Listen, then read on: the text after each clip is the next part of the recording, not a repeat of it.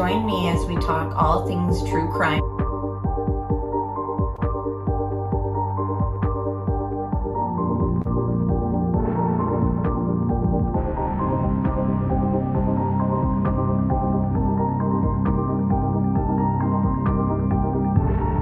Made contact and shattered. Grandma is a missing 4-year-old. The parents have called the NSF, but the mother has went for a walk. Came home, now they can't find her. They've been dealing work. Turn it over to another agency. Let's get some help. Where are your kids? They've been missing for 4 months. You have nothing to say? You're over here in Hawaii? Dad, where are Lori's kids? 4 were stabbed multiple times and were likely asleep during the attack. Some had defensive wounds. Most of them had just like one that was the lethal stab wound.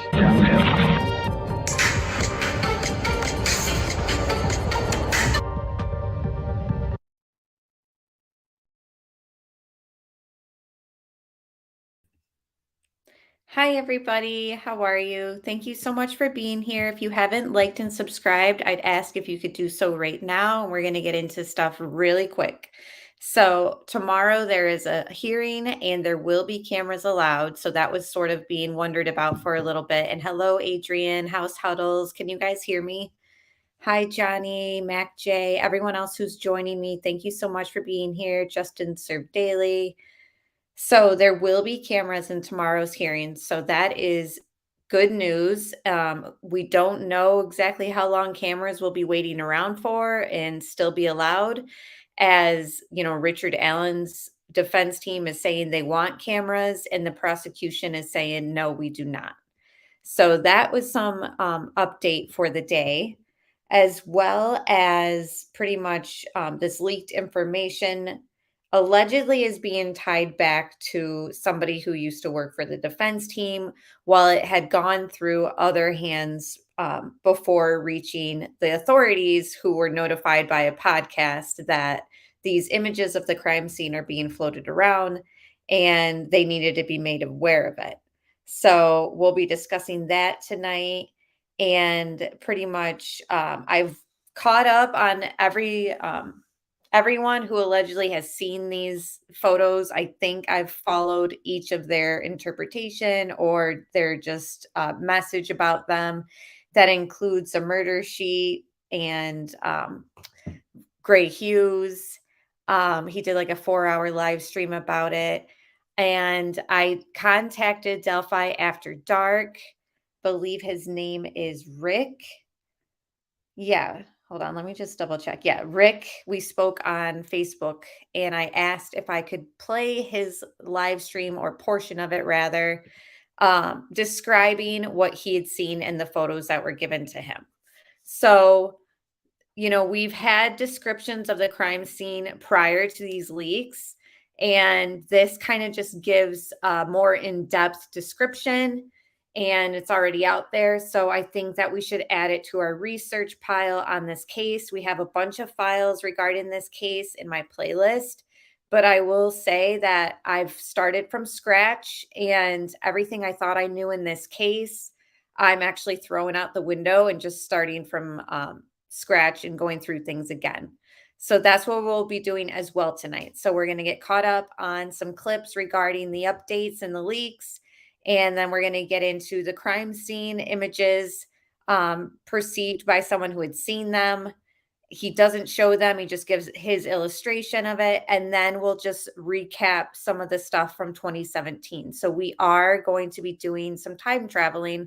And in a case where it's been this long, 5 years until there was like an arrest, this is sort of what we've seen in other cases like John Bonet and the death investigation of Kurt Cobain on this channel.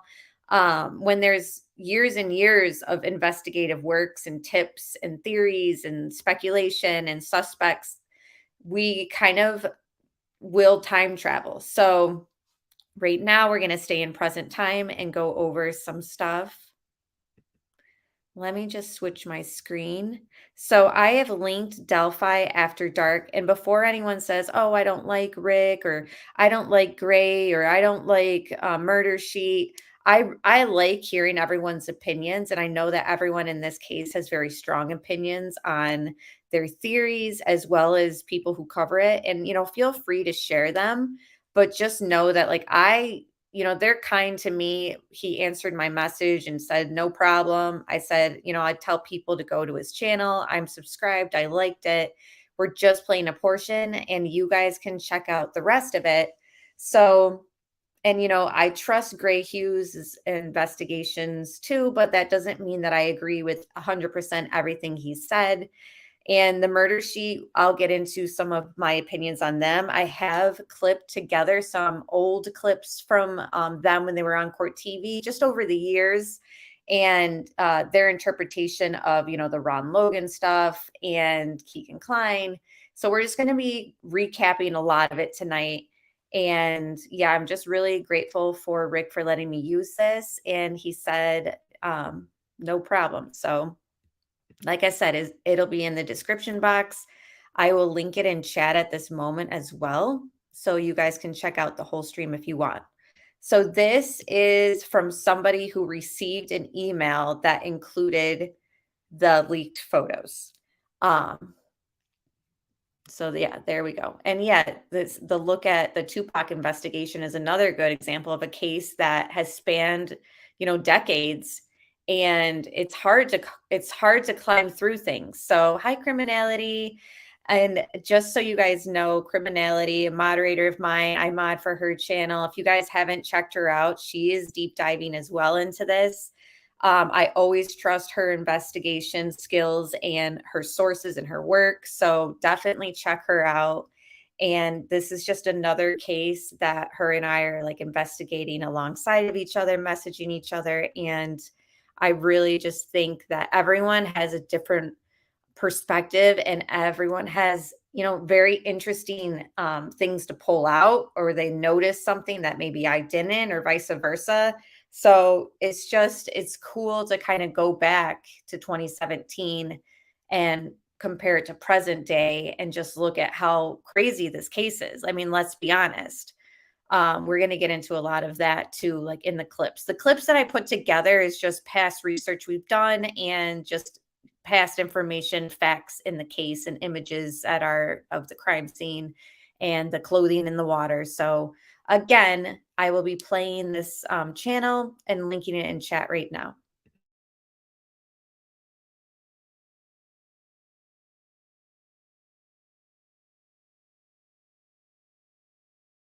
What you're seeing is, here's the tree that Libby was laying near, okay? I don't like it that big. I can't see the whole, okay. This is Libby.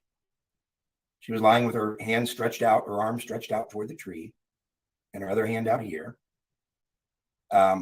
This was a large branch.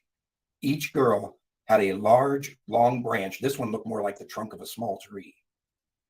Each one had one large branch here on the left side, on their left side. And on their right side, they had a long stick that was not like a branch. It was just like a stick. You notice on this side, it's over here on Abby. And then she had a smaller branch right here. Okay. Abby was wearing shoes. She was wearing Libby's jeans. She was wearing a Delphi swimming sweatshirt, which I believe also belonged to Libby. Here at Abby's head, there were several little sticks. And they looked like they had been laid out to kind of look like somebody said something about the Statue of Liberty or something like that. But I couldn't tell. These are the sticks that I guess are supposed to represent the horns. Now, I don't know if this one originally was straight up, but in the picture, it leans over this way on top of this one. On the big branch on her left side here, her arms were up, her hands were inside the sleeves of her sweatshirt, and her arms were up like this. I've called it like she's getting ready to do the chicken dance. Laying across her, coming down across her chest, was a long branch. This branch came down and then it had a little branch off of it right about here. With this stick laying across here and the branch forming a cross, they added another stick right here that made that asterisk shape. Okay. The long one on her left side or right side here had a little bit of a branch out right here and then a long stick. Okay. So over here, notice same thing, big branch over here on the left side, small one over here. This one branched out right about here, right about at Libby's wrist. This branch crossed here was higher up on Libby than it was on Abby. On Abby, it was down here.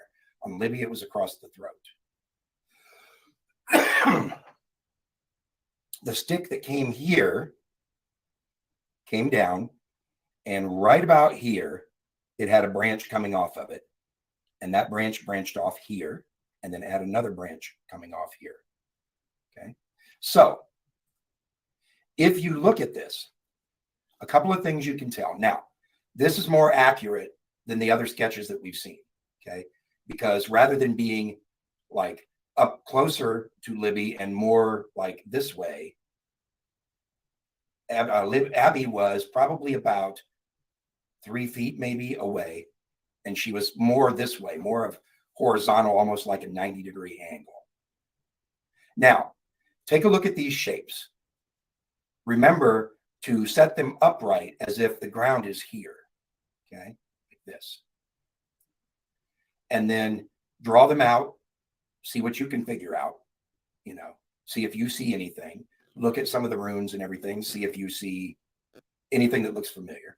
There was some kind of sticks, branches thing right here, but you couldn't see it in any of the photographs.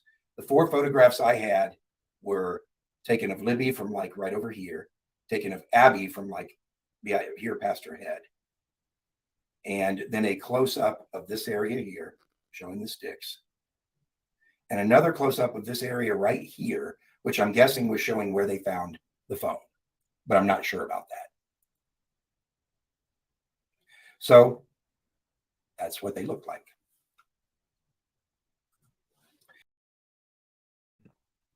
Again, if you want to watch the whole stream, you can check it out. It is in the description box. And before I go through my notes, I've seen some good questions in chat, so let me just go to that. Hi, Lambsbond 007. Did the same person cover both? I mean, there's never been a definitive, like, no, it was just Richard Allen. They've only just said, we have enough to arrest Richard Allen at this time. And they said something along the lines of keeping the avenue open, still exploring and investigating things. And that was when he was arrested a year ago, pretty much a year ago. So ever since then, you know, what else has really come to light? Nothing besides his deterioration.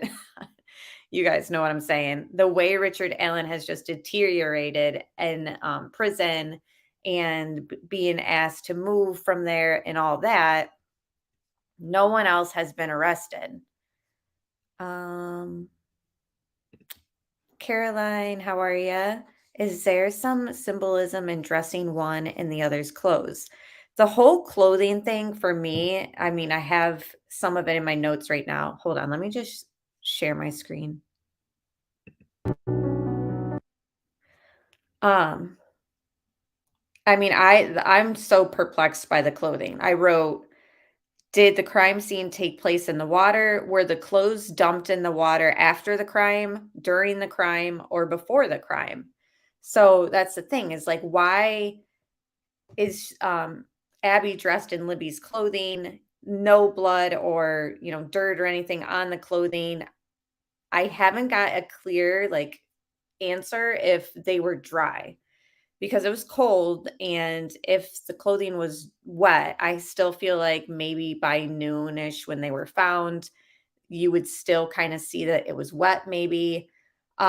Libby nude and her shoes and all that in the water. So it's like, did they strip down before the crime took place?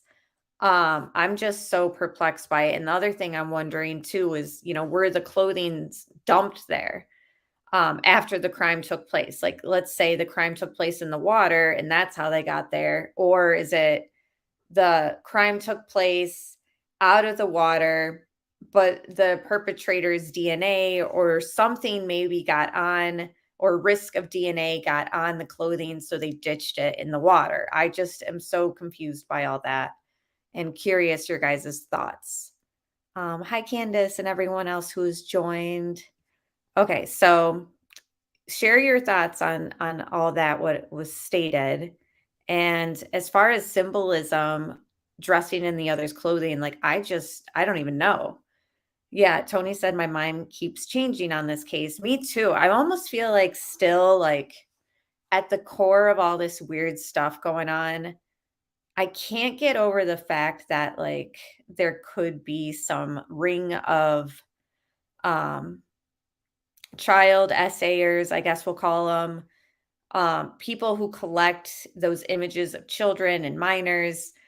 They tend to work in a small circle of people, and they keep their stuff together and kind of share it. And it's very, secluded and private because of the material, obviously, and the risk of being caught with it. I just can't help but think, like, does it still kind of lead back to something like that? Like, I'm not saying that that's my theory still. That was my theory like for a while until this new Odinism and all that, and the crime scene itself just looking very cult like.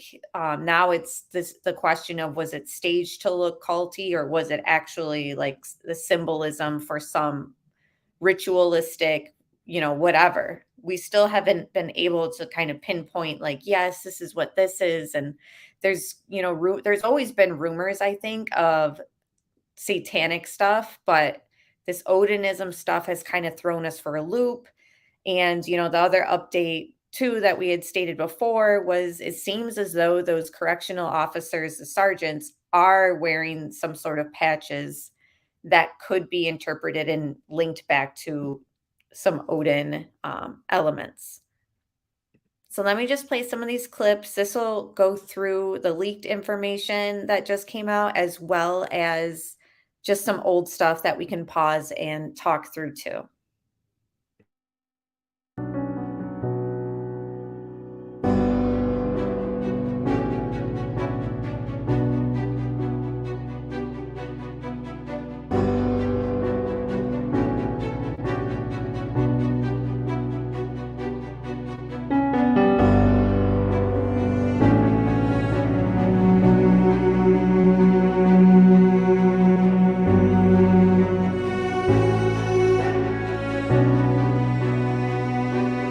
Murder sheet.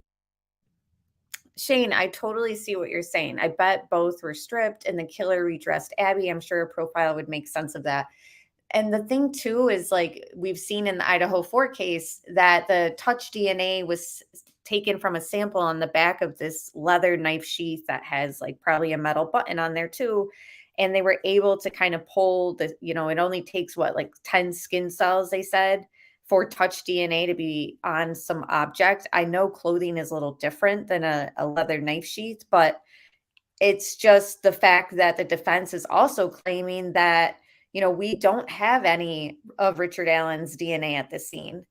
And so now I'm just confused too. Like, okay, say the killer did dress Abby, which it seems as though that is what took place, because for the magnitude of the cuts and all that, it seems like there would have been some bleed out beforehand, and then put the clothing on. So it's just like, so then where is this, maybe skin cells or hair that's fallen?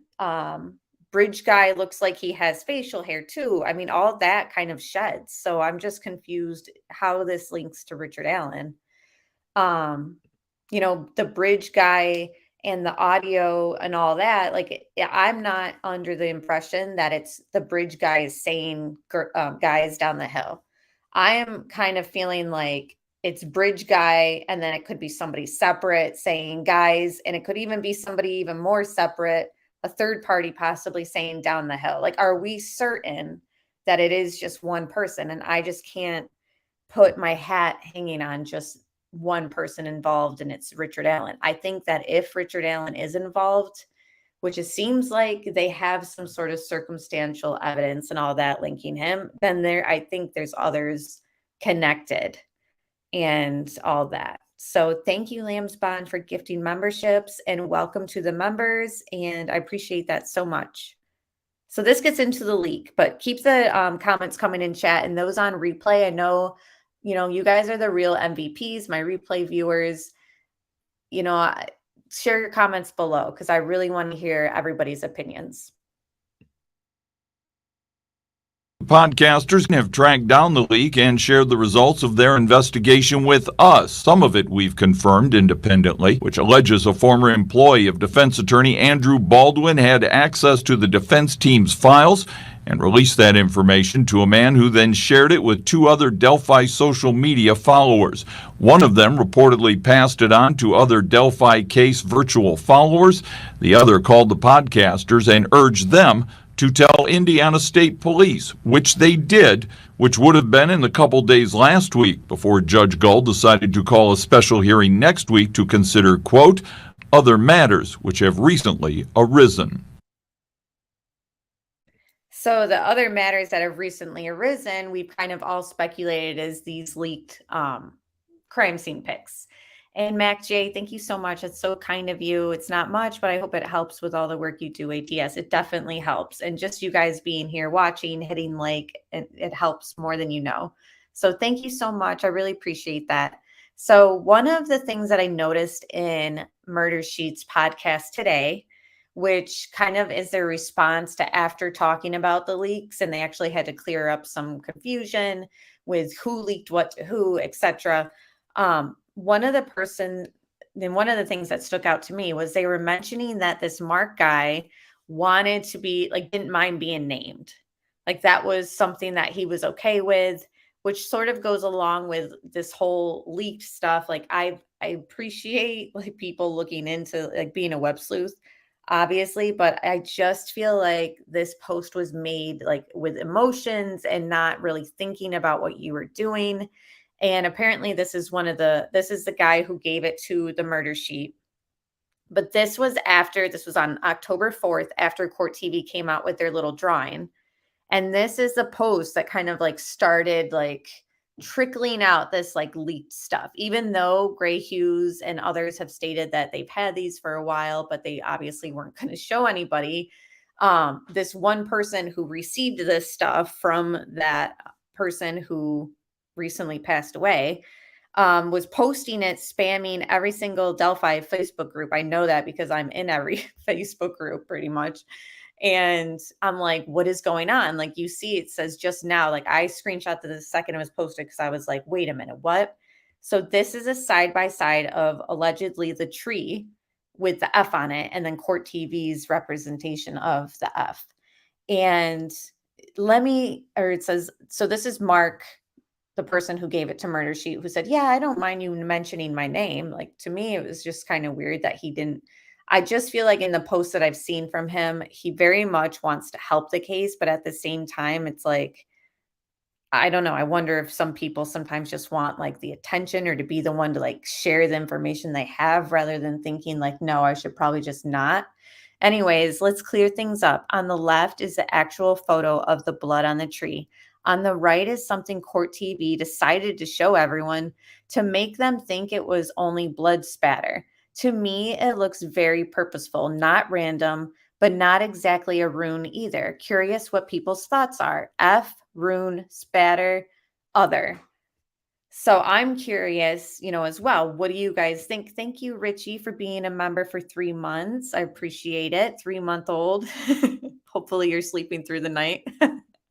But thank you so much. And, what are you guys thinking? Like, in my opinion, yes, it was kind of annoying that Court TV was like, okay, these are just our representation of the documents that the defense is putting out about this Odinism theory and all that. It's not an exact replica of official files and official crime scene images. And people were like, why are they showing it then? Because now everyone thinks that's what it looked like, how Court TV displayed it. Coming to find out, these podcasters and, Gray and Rick, who have looked at the photos, have come up with their own drawings and said, no, this is actually how it was. Now for you guys, what do you think? Is this an F? Is this blood spatter? I don't know. At first I was like, it doesn't look like an F to me. But it seems like the more I'm looking at it, hi Roxanne and Delana, it's good to see you. It seems like the more I'm looking at it, um, the more I'm like, okay, this does look kind of purposeful. I don't know if it's exactly an F, but the line in the middle, like, just seems very straight. It's rumored there was touch DNA, but it was unusable for whatever reason. Well, that would mean that it would have to have, like, maybe been contaminated or less than the amount of, like, skin cells or whatever to link it officially. I'm just curious more about that. Like, what is the percentage that this DNA links to this person? Was it like a 70% match or something like that? Again, I'm not a genealogist, but okay, Mac J, thank you so much for being here. Let's see. The middle line in the F is a smear. I'm not so sure it's an F. F is F. Caroline says purposeful. Yeah, the difference between spatter and splatter. The only reason why I know that is because of Duty Ron, and every time somebody says it in chat or whatever, Ed Wallace is like, it's spatter, not splatter, and it's like, you really only splatter things like with in art class and stuff. But I heard a lot of people use splatters, so I won't get too hung up on it. Hello, Tiffany. Looks on purpose, but I don't see an F. I'm sort of feeling the same way. Could be an F in my opinion. Hey, everyone. Hey. Let's see. I'm just going to keep sharing your guys' opinions while I keep pressing play.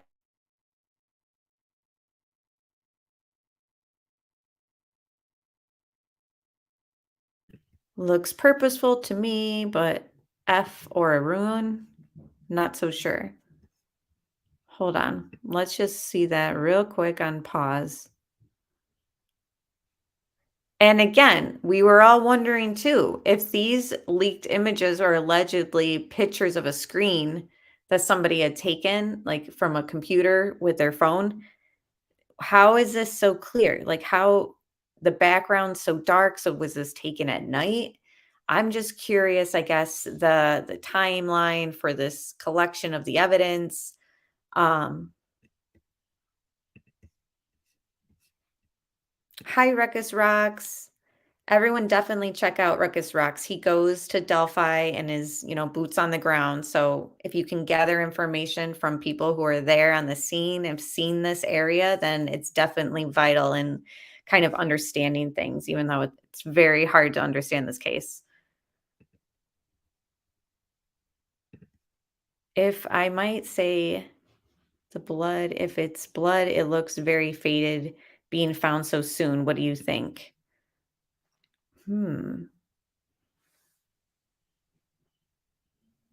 It does look like it's super, like, oxidized already, but again, who knows when these photos were taken, like, as far as in comparison to the time of death. Aren't they saying, and again, correct me if I'm wrong, guys, that the crime itself was around 3-ish, but we really don't have an official, like, time of death for anybody? Is that true, guys? It's hard to really say true too, because this filter and whatever, every time this photo is shared, it gets less and less sharp and the quality just isn't what the original copy is. So I'm curious to see more of this, I guess. Sharper image, I'm hoping.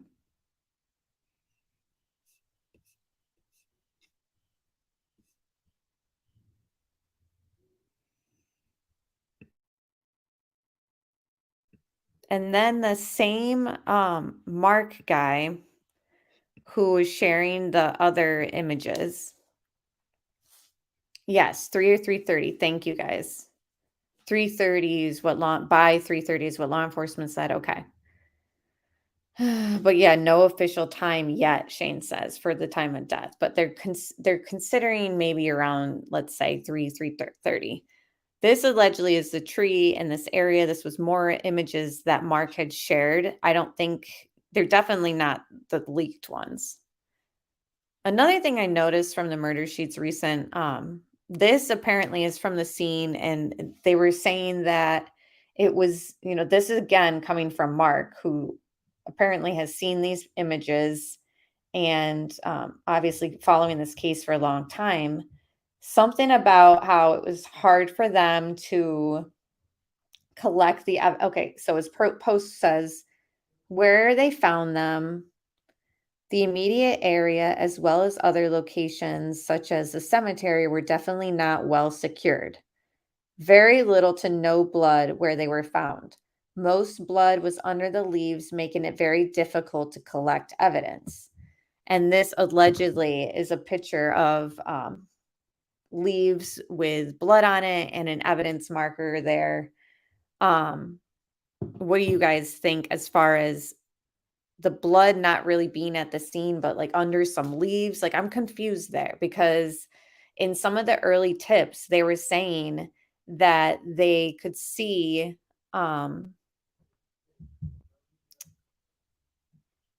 sorry guys, that there was leaves over the bodies. And then everyone who's saying that they've seen these pictures, no one is describing it as there was leaves on top of the bodies. So it's just interesting. Like, why was it hard to collect blood that was on leaves at the scene? I don't know. It's interesting to me because it seems like most of the scene didn't have blood there. So it's very troublesome that they weren't able to collect it in the manner that it seems, I guess. Maybe things were moved around, people trampled through it. I hope not. But that's why they were saying some of the scene wasn't secured. Is the crime scene leak even real? So that's the other thing, Corey, is it's kind of up to your own discretion. If you believe that people like Gray Hughes and these other people would lie and say they've seen things that they didn't, then that's your prerogative. And people definitely could assume, like, is this real or not? Because every single person who's seen it was like, we deleted it after. We don't have them anymore. So it was at CS a few nights ago at 10 p.m. It's hard to see anyone moving bodies, staging, or even navigating the area without light. Right.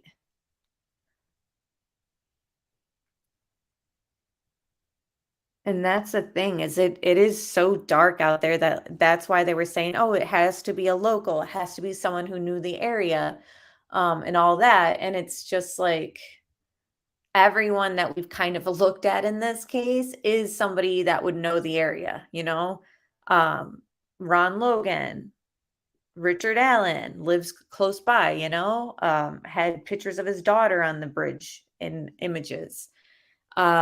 I mean, let's just say Keegan Kline and his dad. I mean, they're all in an area where I guess it would be possible that they all could know the ins and outs of certain places like this.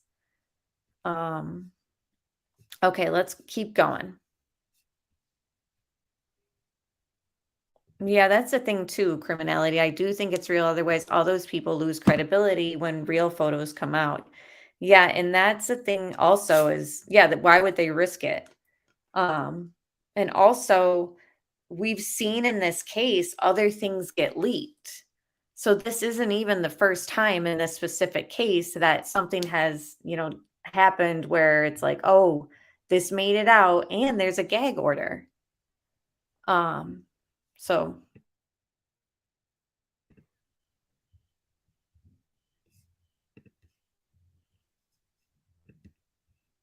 this was an image that has been going around in the case for a long time. And my moderator, Scottish Queen, she's been following this case for a long time as well, longer than I have. And I sent her these images and we talked about it. She said this was one of the investigators. Once they found the bodies, I think they believed that this is where Bridge Guy and the girls climbed up the embankment from the creek to the crime scene. I think they could see tracks or something from like slipping up, walking it. Now, for me, when I seen this and just my interpretation of how things could have gone, it's like if the crime took place in the water or yeah, like right near the embankment or something, and that's where they bled out. That's where most of the water was. That's why some of the clothing is in the water. Is this not just parts where they were like kind of being walked at gunpoint, but is this an area where they were already, bleeding out, bled out, and they were being dragged? So in my mind, I'm wondering if maybe there's drag marks because again, hello, Alex, good to see you. Again, yeah, I changed it to 8:15 because my little one's sick and I'm tired. So I upped it. But I'm wondering what if and not, footprints or something like that? What if it's dragging? So it's going to zoom in a little bit. You guys, um, let me know what you think.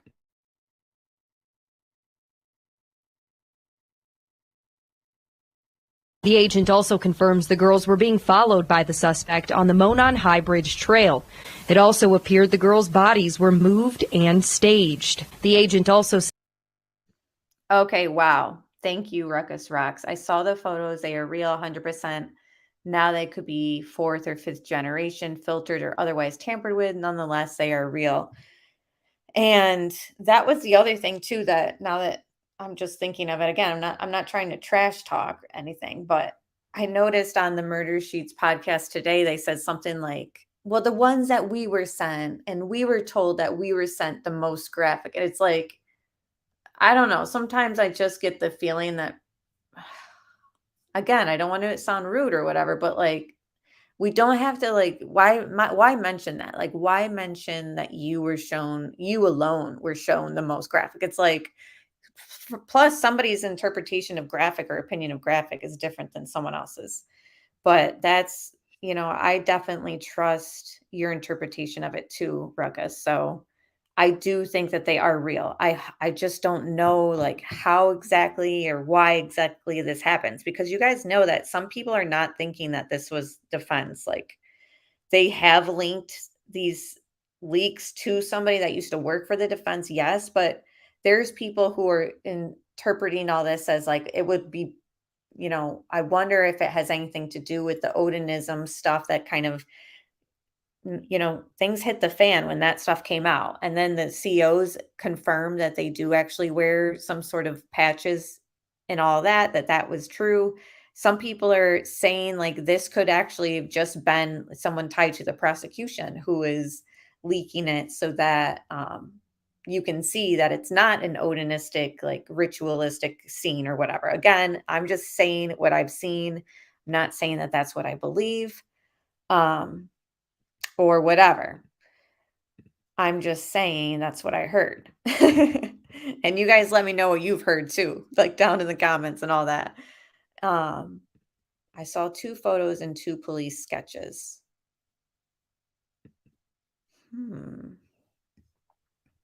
Okay, back to the crime scene.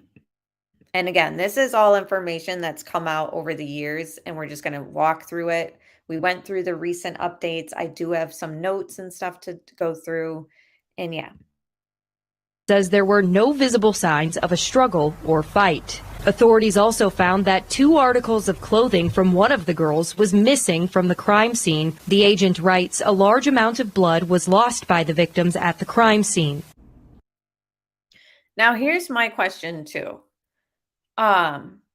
Why would, okay, so they also wrote in those FBI notes that they believe that somebody who would commit a crime like this would likely take a souvenir and memorialize the crime. And they stated that 2 pieces of clothing were missing. I think we've confirmed it was a sock and a pair of underwear. Correct me if I'm wrong. But so I want to know your guys' opinion. Because if this is some sort of Odinist like ritual, like where in the ritual would it say, or would they keep those pieces of clothing? Like it just seems like the ritual itself would be enough of a memorialization or like meaningfulness of everything than taking a piece of their clothing with you.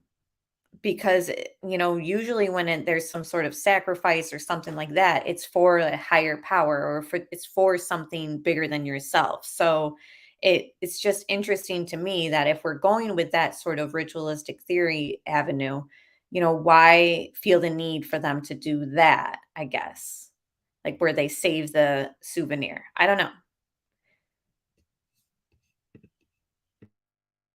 The mom of one of the two young teens murdered in Delphi, Indiana in 2017 is demanding answers after learning the girl's alleged killer lived in plain sight in the tiny community for 5.5 years after the heinous crime. So this is Libby's mother's statement after Richard Allen was arrested, and she's sort of stunned and has more questions than answers as well. So I wanted to kind of re-go over her initial thoughts when this took place, because she's lived in the area, and even though they were saying for a long time they think it's somebody local, she was just kind of stunned herself. So the other thing too is, earlier I had said that I'm having a hard time kind of not thinking that this is some sort of like child SA ring of people, because we kind of traveled down that avenue when Richard Allen was arrested, and we kind of were like, wonder if they know Keegan Kline and all this stuff. And because I'm having a hard time letting go of the Anthony Shots coincidence too. There's just so many things that I'm just like, I can't check it off like 100% off my list of possibilities. But I'm just saying, like the sock and the underwear being missing. I mean, does that kind of lend towards like some sort of pervert theory still, and not a ritualistic thing? That's the other thing I'm wondering. Any experts out there in that? Like cult stuff, or, do we have any examples of other ritualistic type killings where clothing like that was taken? Let me know. If this turns out that he is the killer, how did he manage to go unnoticed for almost 6 years? Carrie Timmons asked. Timmons said she long suspected her daughter's killer had knowledge of the area, given their ability to get in and out of the Delphi historic trails where the girls' bodies were found. It just seemed logical that they had some kind of local ties at the very least, she said. I didn't expect him to literally be living right under everyone's noses. A police sketch of the teen's suspected killer was hung on the bulletin board at the bar that Allen frequented. Allen was photographed at the bar grinning with the sketch directly behind him. Pretty brave, bold, like it didn't matter, Timmons said of the photo on Inside Edition. It just seems crazy that he was right there living life every day. Timmons said Allen's arrest has left her hopeful for justice, but has also left her with more questions. I was told by someone on the ground in Delphi, when family members would come into CVS, Richard Allen was actually seeking them out in the aisles and would go speak with them. All of this stuff doesn't necessarily come to mind right away because these families are traumatized and they don't necessarily remember who they interacted with over the last 5.5 years. And now they're thinking, wait a minute, I remember that conversation. I remember someone coming up to me and paying special attention to me in the aisle. 28-year-old Kline has. So that's, something that I wanted to kind of go back and look at too, because even though behavior doesn't always necessarily say somebody's guilty, him offering to do those pictures for the children's funerals at no cost, is that his, conscience because he's involved in all this, or was he not involved and he's just being a nice guy, and somebody who's local? I'm just playing devil's advocate because, what if it is the alternative? Is it him going up to some of the family members at the store, like they said, to be extra helpful because he's just kind of fishing to be close to the victims again, like how killers can do that, like the Gilgo Beach killer calling one of the victim's sisters from the victim's phone and just, they want to kind of be close to their victims, even if it's through family. So is that what we're kind of seeing with the hearsay? Because we haven't really seen proof, obviously, but some of the families are saying that they recognize Richard Allen because he had come up to them after the crime had taken place and kind of lended his hand, like, oh, do you need help with anything? Or let me know if you need anything. I can blah, blah, blah. So, what is it? Like, is this behavior just him being nice? Or is it like we stated, and he just wants to be kind of close to the victims by being close to the family, something like that, guilty conscience? The other thing too is keep the comments coming, but I know a lot of people. Okay, bye, Ruckus. Thank you so much for being here. And guys, check out his boots on the ground coverage over on his channel. I appreciate you being here. Have a good night. The thing about that I like about this case, but I also get frustrated, is everyone's very steadfast in their opinions. I don't know if other creators have noticed this or not, but the comments of like, Keegan Kline is not involved. They've never listed him as a suspect. They've never done this or that. And Ron Logan, let him rest. They never listed him as a suspect. And, I really appreciate everyone's perspective. And I know that the podcast and Gray Hughes and other people who have been covering this case longer than me have very strong opinions also. Some of them I find interesting, but I don't agree with, or some of them I do, So ultimately, can we just admit that we don't really know 100% anything in this case in a way? Sometimes they don't list suspects for a reason. Like sometimes there's people involved in cases that were, person of interest or suspects, and they don't ever say it until, they need to. But it was somebody that they had on their radar or they were looking into, So it's just keep an open mind because we just really don't know 100%. Has become synonymous with the Delphi murder investigation after it surfaced that he reportedly used a fake profile to communicate with at least 15 underage girls, including Delphi victim Libby German. Kline is accused of posing as the Anthony Schatz persona to solicit pictures from minors. He has never been charged or named a suspect in the murders of Libby German and her Abby Williams. Indiana State Police searched a section of the Wabash River near Kline's home in Miami County. Crews were seen using metal detectors and climbing debris along the banks for several weeks. Investigators have yet to release if any evidence was found or what exactly they were looking for in the first place.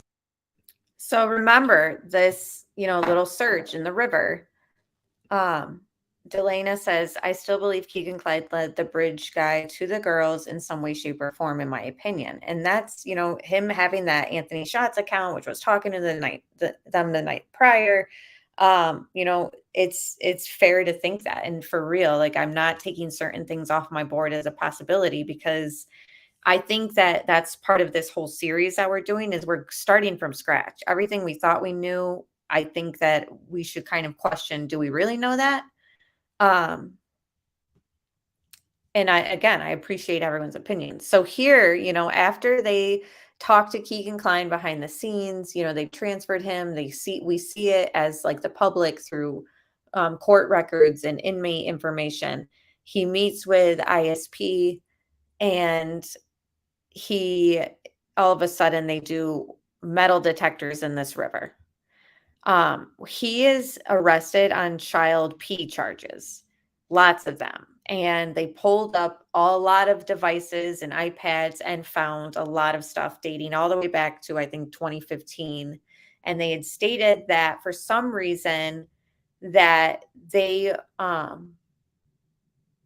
dropped some of these charges that he had because there might not have been enough to convict him and all that. But, why exactly would they be looking with metal detectors?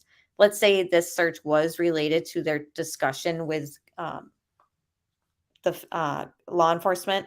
What exactly would somebody with child P charges need a search in the river for with like metal detectors?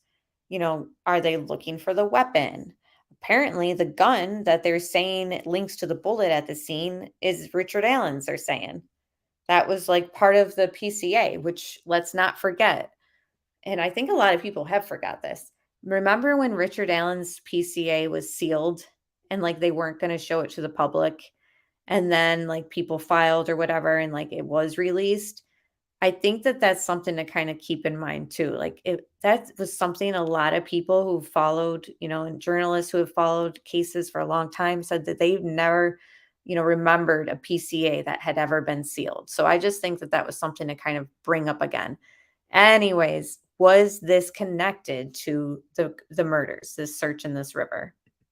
The river was right by Keegan Kline's house. He passed the bridge every day, I think. So why would you need a metal detector with the charges that he has? It's not like he has any murder charges, yet or whatever. Just something I'm kind of confused on. And just wanting to know where it fits in this puzzle, I guess.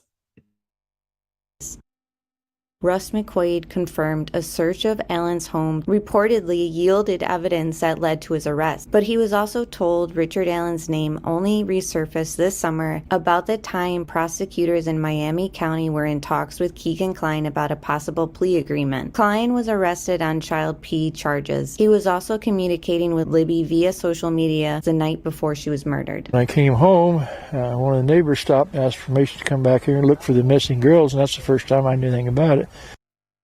So I want to just kind of play that little segment right there. Does Ron Logan offer too much information at times? He was never asked when he heard about the girls missing. He just pretty much says, I, came home, fooled around with my fish for a little while. My neighbor asked if they could come look for the girls, and I didn't know anything about it. I don't know. Sometimes I just get hung up on Ron Logan. Not saying that he's the bridge guy or whatever. It's just amazing to me that before the bodies are even found, he's coming up with an alibi for the day and lying about, driving when he has this no license, etc. I don't know. It's just with him not being around nowadays too, like it's hard for me to kind of let go of possibilities. Maybe he even tampered at the scene accidentally or on purpose or thinking that it would fall on him, so he needed to move them or something, like I just wonder if he thought maybe he threw the clothing in the river, like they were found on his property or a dog found the shoe or something, or what if the dogs found the extra clothing? Like, I don't know, but I just can't help but, wonder exactly, is this just a strange coincidence or mishap, unluckily for Ron Logan, that they were found there? His neighbors go on his property and don't find the girls, and then we're hearing that the crime scene was moved and staged. So when exactly were they moved there? I just think it's interesting that he lied about the time frame too, like when he wanted his cousin to kind of cover with him about their whereabouts. He made it so that it was, remember earlier we said the crime took place 3:30. Wouldn't you know, he pretty much like doesn't pick that time slot for the time that they were away from the area. And then, allegedly his stuff links him there, his phone or whatever. I've clipped it in here too. So I fooled with my tropical fish the whole time that the search was going on Monday night, but then they didn't find them until Tuesday around noon or 1 or whatever it was. And I didn't get home till approximately 6. The other thing too is Jason Jensen, the PI. We've seen him in a lot of cases, especially out in Utah, and he's very respected. He goes on court TV and a lot of different segments on other channels, and I think Law and Crime. And like I said, just a professional, has professional perspective and all that. And he pretty much wrote this post on the left on Twitter years ago. Ron Logan did it. You don't even have to squint to see it. The bridge guy is the murderer. The bridge guy, Wright, told Abby and Libby to go down the hill to Logan's land. The girls were killed and found on Logan's property, dressed same as the bridge guy the next day. Now, again, a lot of people have said, why would he wear the same jacket as the person, there at the crime? Other people say that he's too old to go up on that bridge and all that. But the FBI pretty much said that it was consistent and that he couldn't really be knocked off their list, in their opinion. 6:30 in the evening, and then the neighbor stopped to ask for permission to look back here for the girl down the hill. The newly revealed search warrant says Ron Logan's voice was not inconsistent with that of the person in the video. And that image of the suspect, the warrant declares Logan's physical build is consistent with the suspect. So that is pretty much the opinion of the FBI, that the voice wasn't inconsistent. So it's basically saying it's possible. And the build and the walk to Bridge Guy wasn't inconsistent either. So it appears like they were kind of looking at it as a possibility. And, I'm not sure what you guys are thinking, but it's just something that it's caused a lot of reasonable doubt for everybody. And, if he had nothing to do with it, why come up with the lie about where you were? Even if he was looking a crime where you're looking the other way, like he leaves to go places during the time frame right after the crime, basically.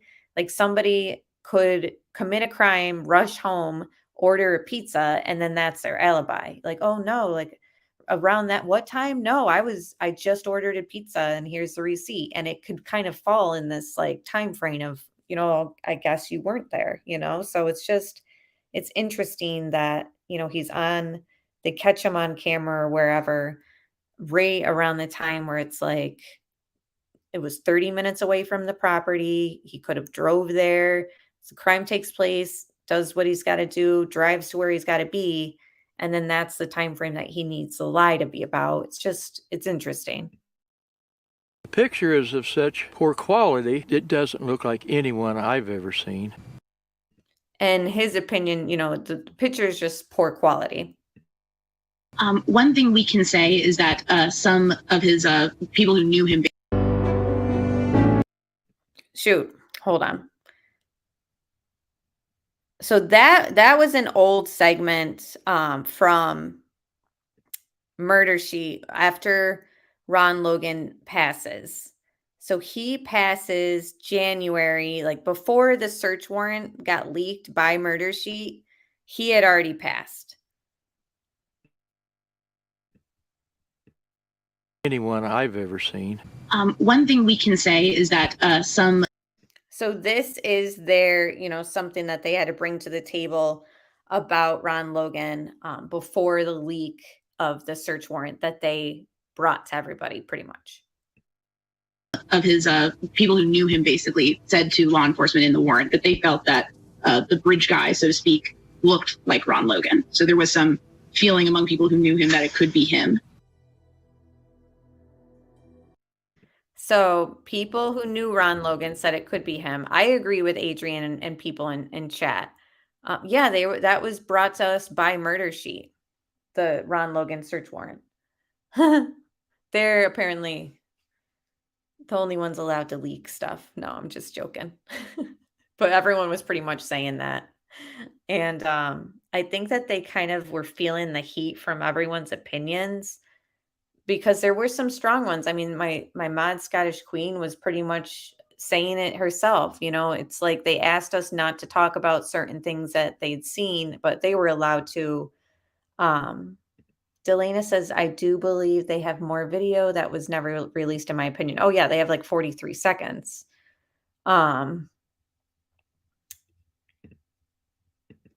Another thing, too, is in these other older clips where you hear Murder Sheet on Court TV, they were like, again, this is before the criticism that they got this last week or so about this leak, or, the way that they discussed it or whatever people were up in arms about. Oh, but when they were saying like nobody should be able to talk about it or whatever, but then they were talking about it. That's what people were upset about. They were very kind talking about web sleuths, like in these older Court TV stuff, like when they had leaked the Ron Logan stuff. And then today in their podcast, they were like saying no Jack, and I'm not going to say the whole word, beep on the internet is going to solve this crime. And then they said something like, or some random commentator. And it was kind of like, if you're not going to understand why people were kind of calling you guys hypocrites, like, I don't know. It was just kind of a totally different tone from their podcast today than like when I see them on court TV like a year ago. And it's like, that's again, like people just get very like caught up in the drama in cases. And I hate when that happens. And I'm just happy that like it hasn't happened for me in this case, because I'm just absorbing everyone's intake and all that because I'm totally lost in this. Totally lost.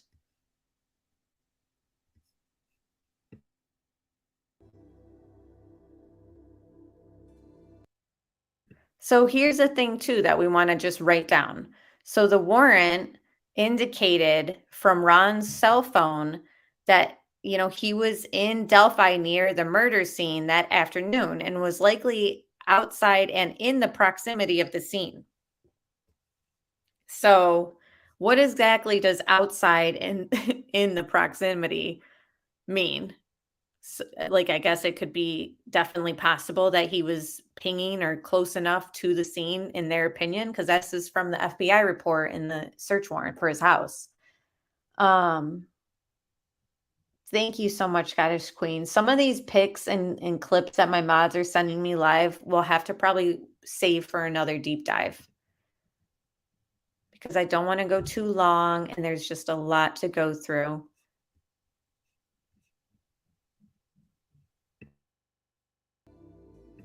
So I think that that's important. Also, it states, this is like I was saying earlier, the time frame that he wanted his family member to say they'd return home between 5 p.m. and 5:30. But the receipt showed he checked out at 5:21, and it takes about 30 minutes for, you know, to get there from his home. So what I'm saying is, if the authorities are saying that the crime was over with by 3:30, you know, why isn't it interesting that he wants his friend or his family member to say that they had gotten home around that time? And it's like, how coincidental that like the time slot that he wants the lie to be about is not only is it not 5:21, but it's not the time that authorities think that the murders happened and the crime was over with.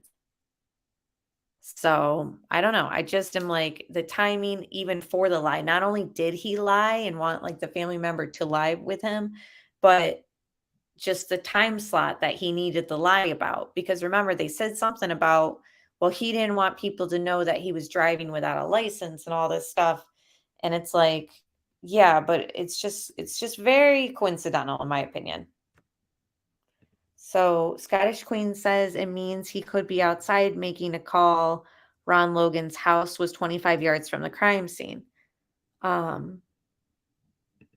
Weird. Seth says, I saw something on this dude being a part of a crazy religion. That's the thing, is we haven't seen any links to any type of cult activity with, you know, anyone. Richard Allen, Ron Logan, Keegan Kline, the other catfish, the first catfish.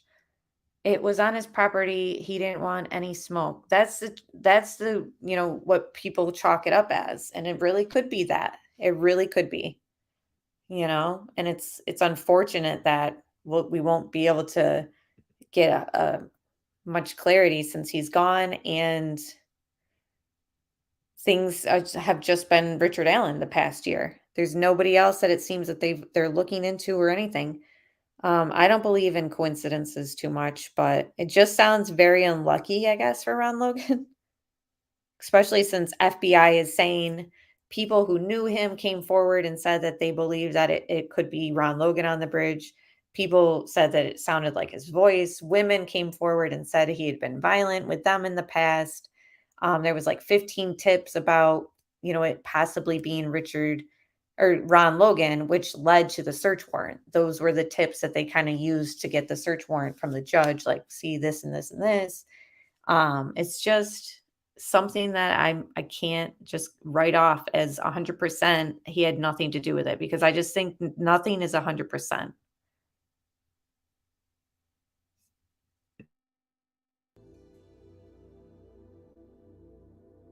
Do we know if those folks came forward voluntarily, like early on, once the video is released, saying, hey, did they pick up the phone and say, hey, that could be Ronald Logan? In the probable cause affidavit that the FBI agent wrote to secure the warrant, she specifically says that there were 15 tips from the public people who came forward with information that they believe connected Logan to the murders. I'm not necessarily convinced that Ron Logan was involved in this. See, I thought that this was interesting too. So when they're talking about him passing on court TV, like when he had passed away, and they were just discussing the case, they were like, "Well, there was 15 tips, people, and that's how they secured the search warrant for the property." And then all of a sudden, they leak the information on certain stuff, and then they come around like, "Oh, I'm not convinced Ron Logan is involved," and I don't know. I just think it's interesting. But before you were kind of saying that the legitimacy of the professionals, with the tips that came into FBI, they seem to think that it was possibly Ron Logan or something. Now they're saying that once they give out all this information to the public and leak it, that it might not be connected. I don't know. It was just kind of interesting, the way that their opinion on Ron Logan seemed to kind of flop around. But again, I don't know. That, I guess my opinions on all this stuff has flopped around too. Some of the circumstantial evidence against him is intriguing and should absolutely be looked at.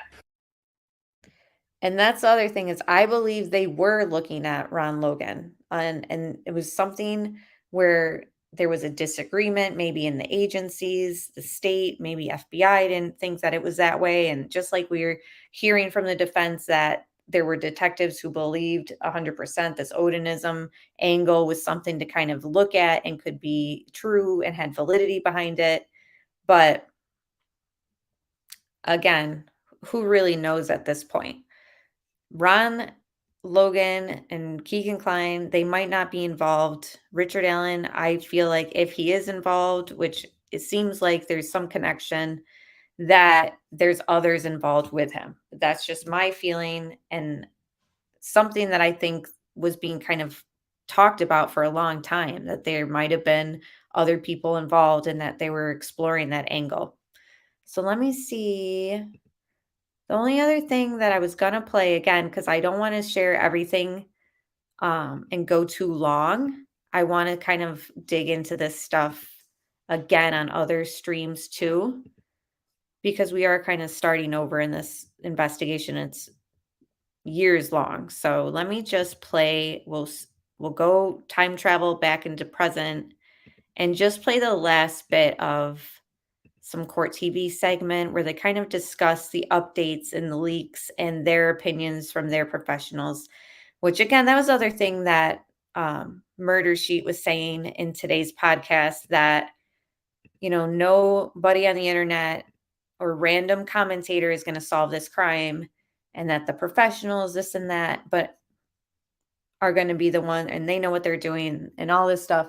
But I just kind of have to wonder, and I hate to kind of bring this to light, but do the professionals have a handle on this case? Because it really does seem like it's been a really tough thing for them to kind of nail. Even the Richard Allen PCA, is that all they have? We were kind of all wondering, is the gun that kind of is available for the bullet at the scene? I don't know. But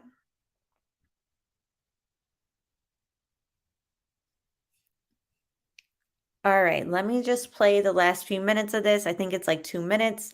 And again, we'll be digging into this case from start until the updates today and tomorrow at the hearing. So, and again, I'm still covering Idaho 4 updates and combing through that case while we wait for that trial. And I'm still covering Ruby Franke. I know that they had a custody hearing today, so we'll be going through that case. Tuesday night and Friday nights are my live streams. So again, let me look through so do you guys believe that it's, again, this is just theory, evidence like the sticks that were at the scene? Remember they said we went back and we were looking for the sticks and they weren't there. We weren't able to collect the sticks laying on them. I'm wondering, was evidence purposely lost? Did the evidence not lead them to Richard Allen? So that's why, they don't have them anymore? Or what's going on? Were things really purposely lost, or were they accidentally lost? Why didn't Richard Allen go to the sheriff about being on the bridge when he wanted to call in his tip? He purposely went, or did he purposely go to a conservation officer instead?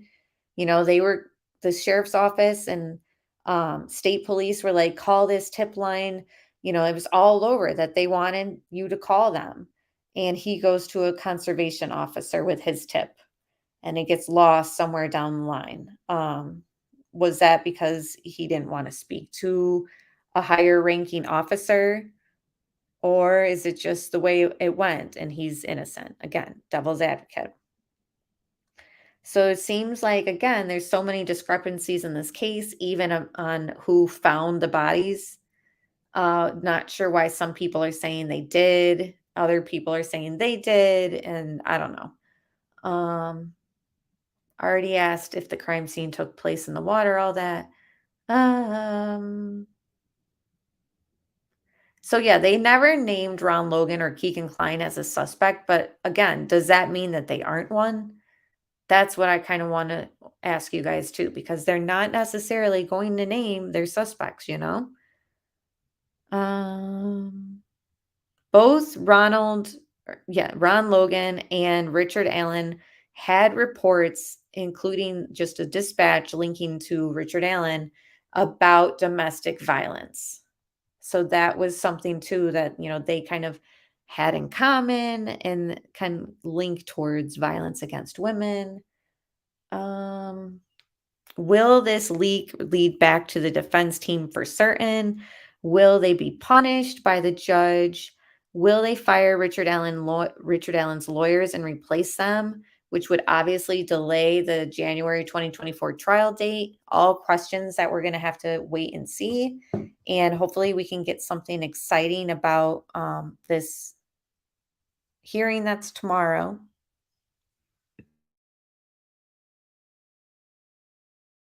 Al, do you think this helps anyone in the case? If these things are released and somehow at some points, no one has put it on the internet. Our understanding is there are some people who received this, may have talked about receiving it. Anya and Kevin deleted what they had. They're not going to describe it. They're not going to tell anyone what they saw. They deleted the image. But if there's other folks who received it, and if one person ever puts it on the internet for 1 second, it'll be there forever and it'll spread like wildfire. We know that. But does that help anyone in this case or hurt anyone in this case? Well, it can help the defense argue that they can't get a fair trial because, you know, anyone who sees these photographs is going to be. But what if it's the defense that leaked it? Can you leak it on one hand and then say we can't get a fair trial on the other? I mean, are they allowed to talk out of both sides of their mouth? Ben, this is Odinism, right? Okay. Loki is the god of mischief, and Loki is one of the tenets of Odinism. So let's chalk it all up to Loki. He's the one who did this on this, and it goes from there. I mean, this is the most bizarre religion. Potty mouth, quiet. There's a situation with regard. This is a family show, Darnell. Please, okay. Now the situation is that, you know, you've got this ridiculous religion to begin with.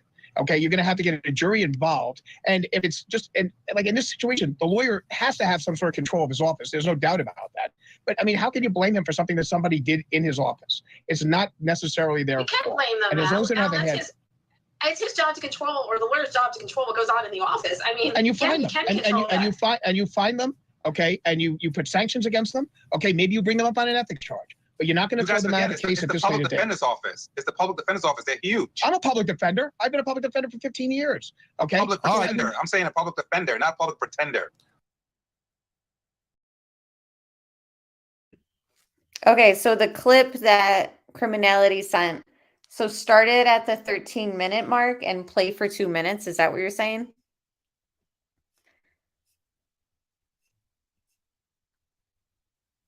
Why do two sets of diagrams from the picture at the beginning of your stream look so different than so the diagram, that's not even Lamb's Bond. That is just something Court TV's graphic artist came up with based on the information that the defense put out in their memorandum.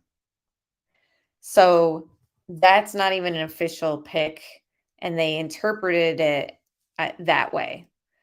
The drawing in the beginning was from somebody who's seen the crime scene photos.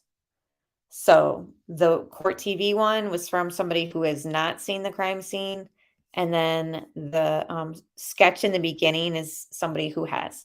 So 13 minutes, about 2 minutes in, it's a Down the Hill podcast clip, and it looks like there is a criminal profiler, Candace DeLong, and her opinion on the case. So let me just play a couple minutes of this, and thank you all for being here.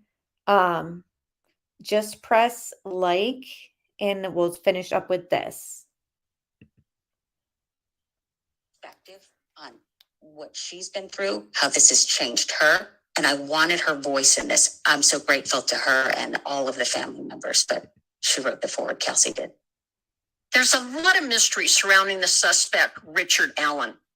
It seems to me it's kind of unclear how they got him, right? We still don't know how they got to Richard Allen.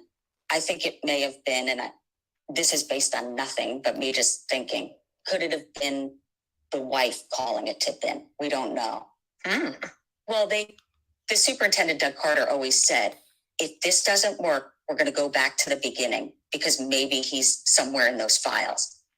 The day of the murders, he went home, maybe changed his clothes because he was seen muddy and bloody, went up to a conservation officer in a parking lot of a grocery store and said, oh, I just want to tell you, I was there at the bridge that day.